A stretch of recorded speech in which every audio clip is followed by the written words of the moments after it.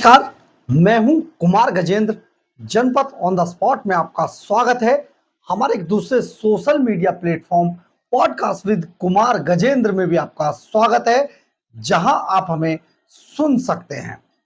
देश के अंदर जो अभी पाकिस्तान के साथ गर्माहट का माहौल था, एक ही रात में डोनाल्ड ट्रंप के बीच बचाव के बाद अचानक शांत हो गया।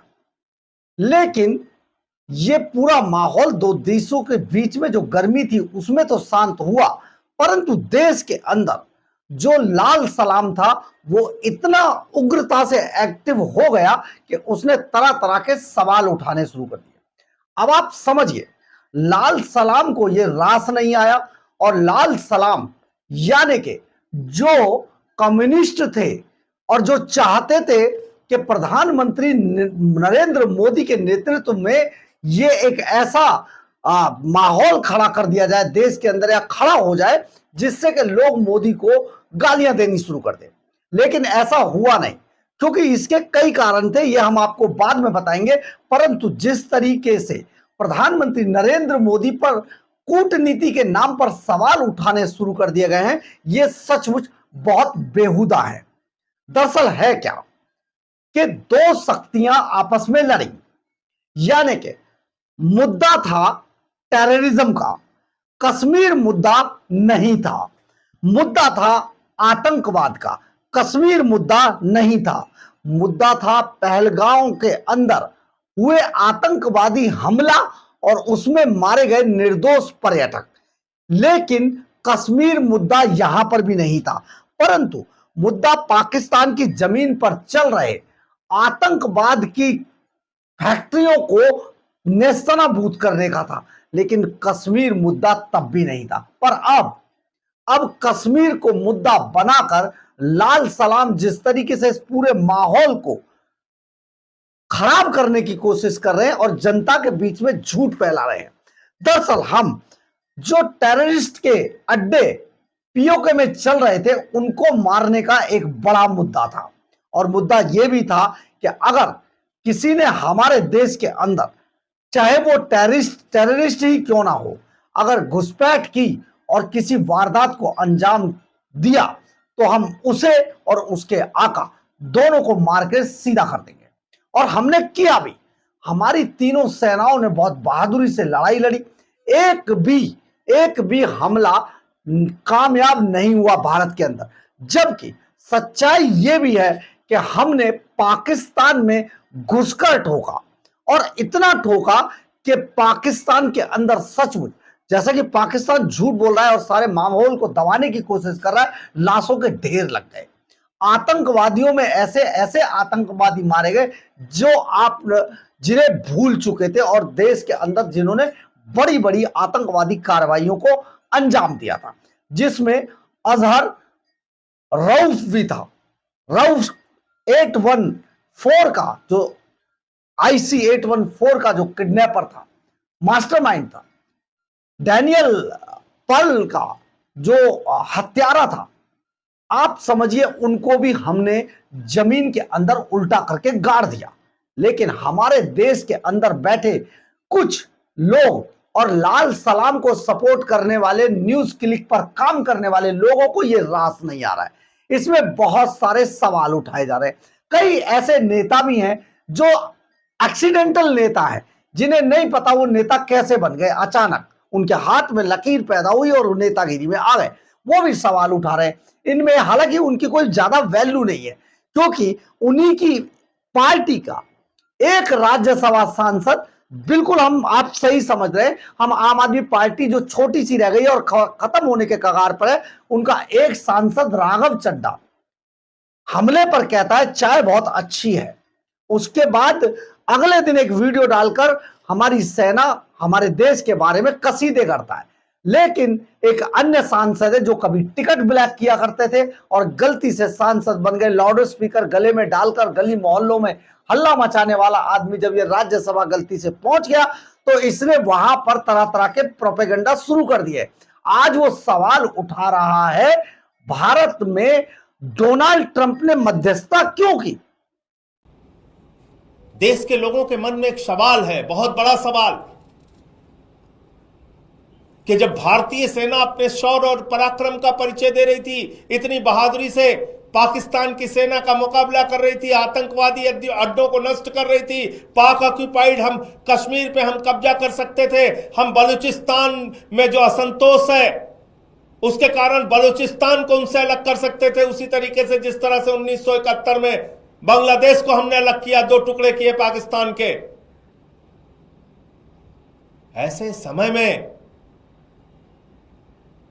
अमेरिका आपके सीज फायर डिक्लेयर कर रहा है।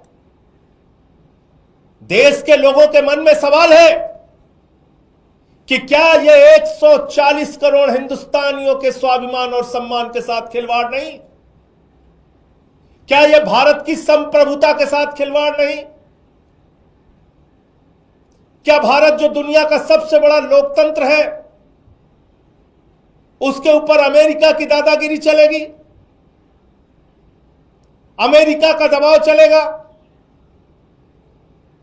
भारत और पाकिस्तान के बीच में जब भारतीय सेना अपने लक्ष्य को पाने की दिशा में अग्रसर थी, उस समय अमेरिका की धरती से सीज फायर डिक्लेयर हो रहा है। अमेरिका का राष्ट्रपति ट्रंप सीज फायर डिक्लेयर कर रहा है, और उसके बाद सरकार उसको मान जाती है। सीज फायर की शर्तें क्या पता नहीं। सीज फायर में वो 4 आतंकवादी 5 आतंकवादी जो पाकिस्तान से आए पहलगाम में, जिन्होंने बहनों के सिंदूर उजाड़े, उनका क्या हुआ? उनके खिलाफ कार्रवाई कब और कैसे होगी? पूरा देश आपसे पूछना चाहता है प्रधानमंत्री नरेंद्र मोदी जी। भारत की संप्रभुता, भारत के स्वाभिमान और सम्मान के साथ खिलवाड़ करने की इजाजत किसी को नहीं है। भारत अपने फैसले लेने में सक्षम है, और देश के प्रधानमंत्री से लेके कोई भी मंत्री हो या बड़े बड़े पद पर बैठने वाले लोग संप्रभुता की रक्षा का शपथ लेते हैं। इसलिए मैं कहना चाहता हूं, ये भारत की संप्रभुता पर एक प्रहार है। जब 78 वर्षों में हमारा एक ही स्टैंड रहा कि दोनों देश आपस में तीसरे देश की मध्यस्थता के बगैर बातचीत और फैसला लेंगे, तो अमेरिका की मध्यस्थता कहां से आ गई? ट्रंप की मध्यस्थता कहां से आ गई? और वो ट्रंप कह रहा है भारत और पाकिस्तान दोनों महान देश हैं। वो पाकिस्तान को महान देश मानता है। मोदी जी, क्या आप पाकिस्तान को महान देश मानते हैं? वो आतंकवादियों को पनाह देने वाला देश, वो आप भी उसको महान देश मानते हैं क्या? वो दोनों देशों को शक्तिशाली देश मानता है ट्रंप। आप पाकिस्तान जिनके यहां खाने के लिए मोहताज है, उनको आप शक्तिशाली देश मानते हैं।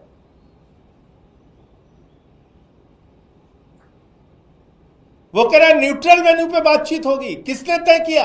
कब तय हुआ? कहां यह फैसला हो गया? वो कह रहा है कश्मीर के मुद्दे पे भी बातचीत होगी। इसलिए ये पूरे देश के मन में गुस्सा है, नाराजगी है, और लोगों के मन का सवाल है जिसको प्रधानमंत्री को सामने आके जवाब देना चाहिए। प्रधानमंत्री जी को इन विषयों पे, इन सवालों पर जवाब देना चाहिए। अमेरिका कौन होता है हमारे फैसले? वो कह रहा है दोनों देशों के बीच में व्यापारिक संबंध स्थापित करेंगे। जो गद्दार देश 3 घंटे तक सीज फायर का पालन नहीं कर सका, उस गद्दार देश से आप उम्मीद करते हैं आप वहां के साथ व्यापारिक संबंध स्थापित करेंगे अमेरिका के कहने पर?